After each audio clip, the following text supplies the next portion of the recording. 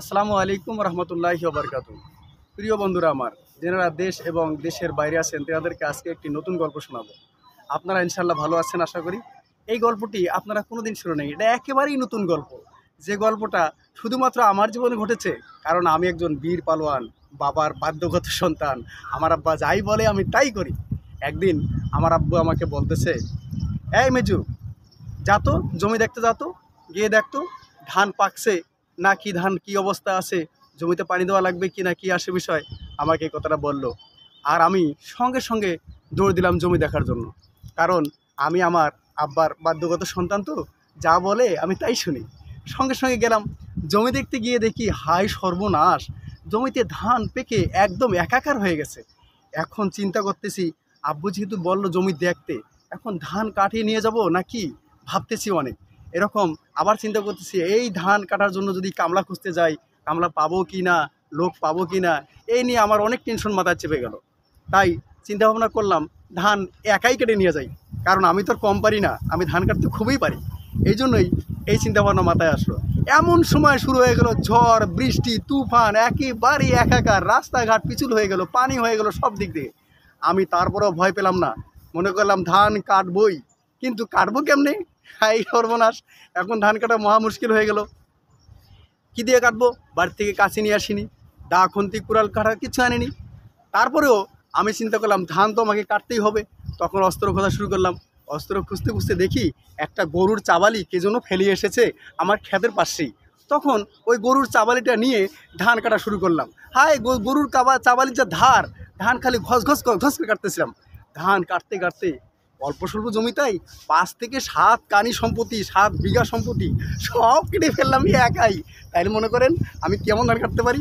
কাটতে কাটতে এক সময় মনে পড়লো, এই যে ধান কাটতেছি আর বৃষ্টি হচ্ছে, এই ধান যদি রেখে যাই তাহলে তো বন্যায় ভেসেও নিয়ে যেতে পারে। ভাবলাম কি করতে পারি। আমি সঙ্গে সঙ্গেই বুদ্ধি বাড়ি করলাম, ধান আমি সব বাসায় নিয়ে যাবো। এমন চিন্তা ভাবনা করে ধানগুলোকে কেমনে নেবো ভাবতে ভাবতে দেখি আমার ক্ষেতের পাশেই না একটা তাল গাছ, 30 থেকে 40 হাত লম্বা।